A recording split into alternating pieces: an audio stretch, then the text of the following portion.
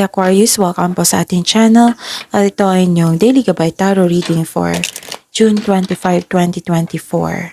Please be reminded kung nakaresonate kayo, comment down. Kung hindi kayo nakaresonate, ibigay niyo po sa iba kasi channel reading po ito.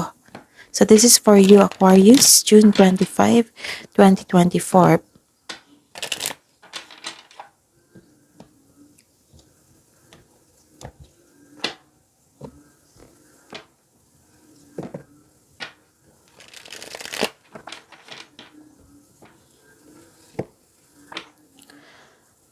Gamitin ang reading na ito bilang gabay lamang. Please like, subscribe, and click bell button for notification para updated po kayo sa daily tarot reading natin.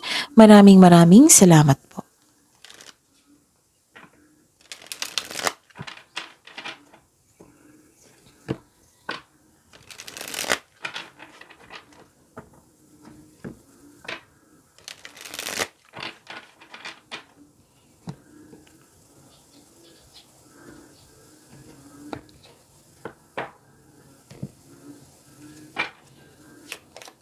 Spirits Guide, mga ganap po para kay Aquarius ngayong June 25, 2024. I need 3 cards po.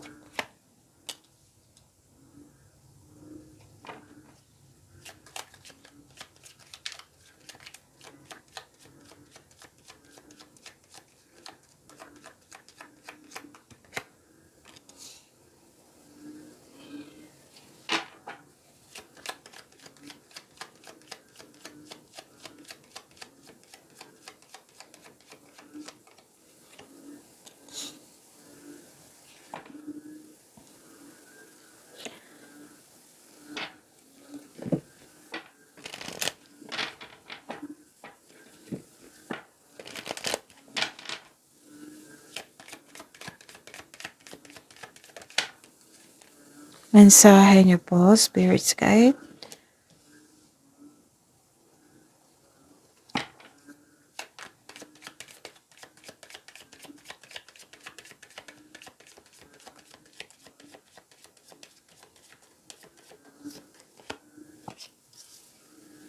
Okay.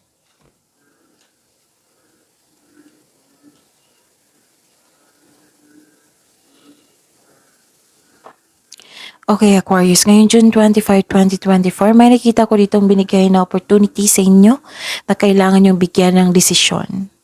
So, select the best choices. Tapos, bago kayo gumawa ng desisyon, magplano muna. Siguraduhin konkretong plano. Parang walang sisi, diba? And, yun. May nakita ko ditong may nakita ko dito na isang tao na nagmamasid sa inyo. Parang may gusto siyang kunin. Nag-o-observe po siya. Isa po tong manlulokong tao. Mandaraya, manluloko. Oo. Mahilig tong magmanipula. Okay? May nakita ko ditong delay. Pwedeng may tao na matigas ang ulo ayaw makinig sa inyo or sobrang stricto. Meron din ako nakita dito na obstacle, burden, nabibigatan ka, or yes, delay. Nakikita ko dito, blockages, delay. So, yun. Di ba may sabi ako kanina na kailangan ng pagpaplano para magagawa ka ng desisyon.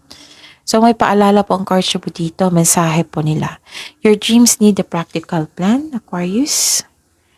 And this is your energy. Bring love into the situation. Okay? Spirits Guide, ano po ang energy ni Aquarius ngayong June 25, 2024?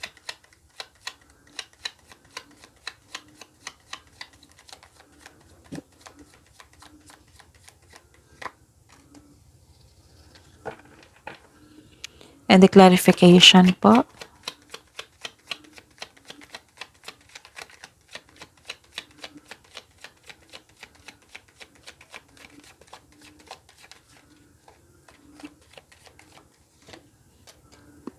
So this is your daily reminder para hindi nyo makalimutan sa Aquarius. Panoorin nyo po yung 21, 20, 21, 22, 23, 24. Kung may naulit na mensahe dito, repeating message po, meaning kailangan nyo bigyan ng atensyon, solusyon at aksyon.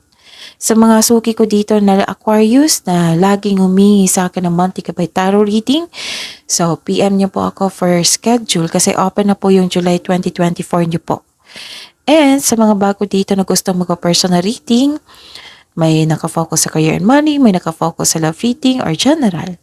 So, comment down for link kasi mag-reply ako niyan kung on how to contact me.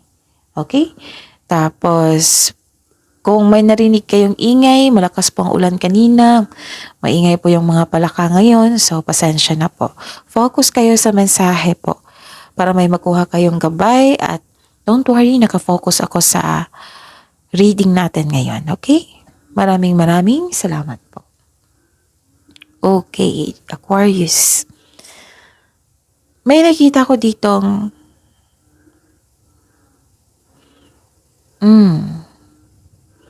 kailangan nyo daw mag-connect sa inyong intuition kasi some of you hindi nakakonect sa intuition or hindi nakinig sa inyong intuition. So, kung hindi nyo alam kung paano mag-connect, panoorin nyo yung May 17, 18, or 19. Kasi nag-discuss ako doon. And nakita ko dito, Aquarius, nag-overthink po kayo. Nag-overthink, nag-overanalyze kasi may gagawin kayong decision, right? Yun. So, pero then, this is also means wala kang alam sa mga pangyayari. You refuse to look within. Magtiwala po daw kayo sa inyong sarili. Sabi po dito. Tapos, kailangan nyo ma-overcome yung overthink na yan.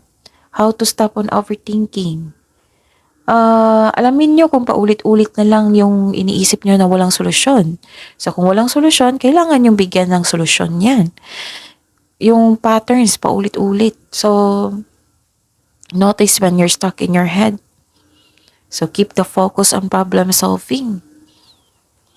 Challenge your thoughts. Nabigyan mo talaga ng solusyon. And kung nabibigatan ka na, then schedule time for reflection. Importante yan.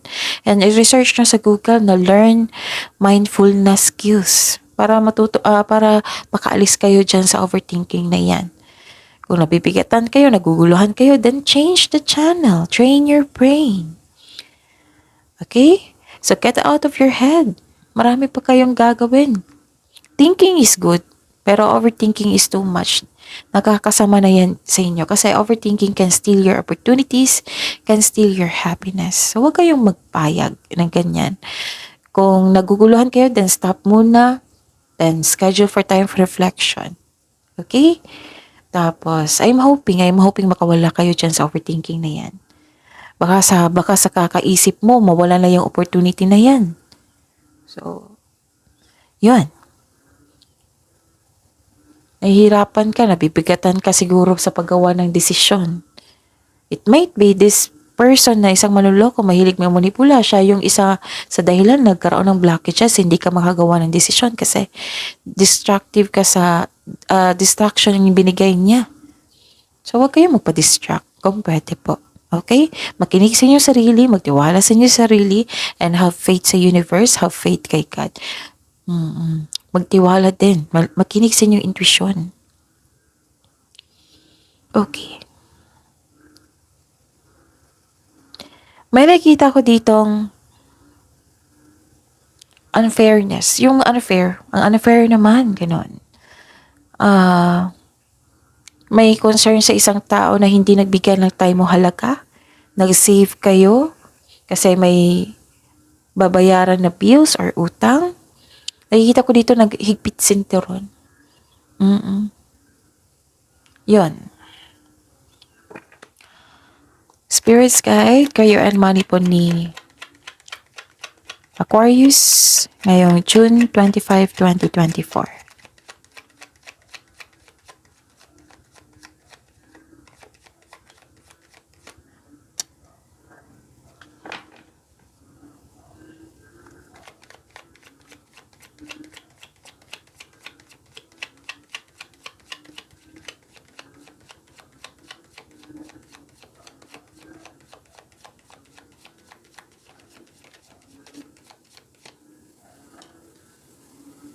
Okay. So this is your career and money, right? Panoorin niyo yung weekly Gabay Tarot reading niyo. Kaka-upload ng isang araw, tapos naka-focus yan sa career and money. Okay? June 24 to 30 yun, na weekly Gabay Tarot reading. So, Aquarius.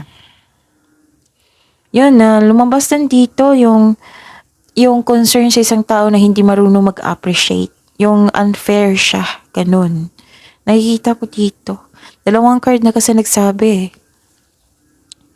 And pwede din nagkaroon ng delay. Pero success to ha, tong delay. Sigurado naman na success to. Oo, may nakita kong victory eh.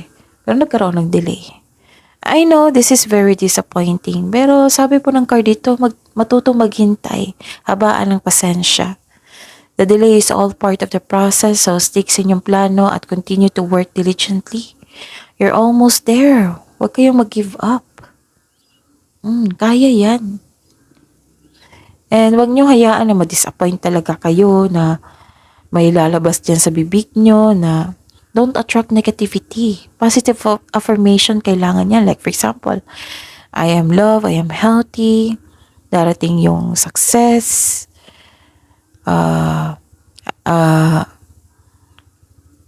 attract positivity. Yun. Sa bawat sa mga salita nyo, positivity talaga. Kahit nahihirapan kayo, nabibigatan kayo, there is always a way out na, oo, na wag nyo pag-isip, wag kayong mag-attract ng negativity kasi mas lalong kayong mabibigatan yan. Okay? Nagkaroon ng disharmony dito. May delay or obstacle sa inyong goal. Na dalawang card na po nagsabi dito, nagkaroon ng disappointment, hindi ka kontento, pwede din may disconnection sa isang tao dyan, nakasamahan mo sa trabaho or sa negosyo. Pero may opportunity ka na to turn this situation around. Yung kailangan lang maging habaan yung pasensya po. Kailangan yung listen to your heart to get back on your track. And pag-unawa at pagpasensya ang kailangan. Okay? Baka kailangan pag okay na, baka kailangan ng magkaroon kayo ng honest conversation. It might be nagkaroon ng disconnection sa isang tao kasi na found out mo na mahilig siyang mamanipula, mahilig siya manlulokong ang tao or nagsisinungaling siya. Ganon. So, use this message na binigay sa inyo na bring love into the situation. Yung pagbigay ng unawa.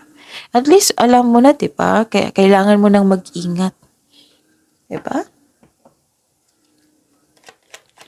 Spirits Guide, Love Life, Self-Love, Partnership, and Romance. Si Aquarius ngayon, June 25, 2024.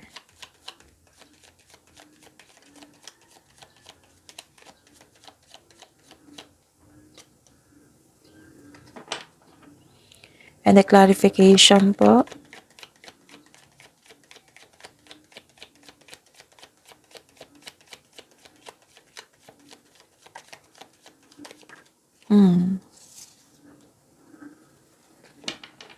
Bakit ayaw nyo magpahinga? By the way, kung gusto nyo na full reading sa love life nyo po, may bago tayong channel, Love Job. So, search nyo yan. Tapos, ayun, andun po yung kung gusto nyo malaman yung anong yung gusto sasabihin ng person nyo, kung ano yung iniisip niya ngayon. Daily kasi yun eh. Kung ano yung gusto mong malaman sa kanya. Kung ano yung feelings niya ngayon, iniisip niya ngayon, next step niya. Ano yung gusto niyang sasabihin sa inyo. So, andun po yung full reading ng love life nyo sa Love Job. Kailangan nyo i-subscribe nyo at i-click yung bell notification para alam nyo kung na-upload na. Okay? Kung hindi nyo alam yung link, so comment down para mabigay ko. Okay? I-search nyo lang, Love Job, para malaman nyo. Usually, ma-upload yan afternoon or after lunch. Okay? Hindi, balik tayo dito. So, hindi kayo, parang, anong tawag ito? Gusto nyo magpahinga pero ayaw nyo magpahinga, ganun. Oh, nakikita ko dito. Gusto nyong matulog pero hindi kayo makatulog. Hindi kayo kampante dito. Nalungkot kayo. Dalawang card po ang nagsabi dito na malungkot kayo or pagod. Parang nagtatago ka instead of facing the reality. Hinahayaan mo ang tao na masaktan ka. Ayun. Parang you're avoiding of self-reflection. Kasi malungkot ka. Pero lalaban ka pa rin ha. Pinaprocess mo lang itong emotions mo na naramdaman yung sadness. Pero lalaban ka pa rin. Nakikita ko dito. Malungkot ka dahil sa pagkawala ng bagay or tao, may nalala ka na cause ng trauma sa iyo. So, sabi po dito, temporary lang ito. Lilipas din yan. Kasi nakikita ko naman dito, lalaban ka pa rin. I-acknowledge mo lang yung pakiramdam mo na nagkaroon ng sadness, disappointed.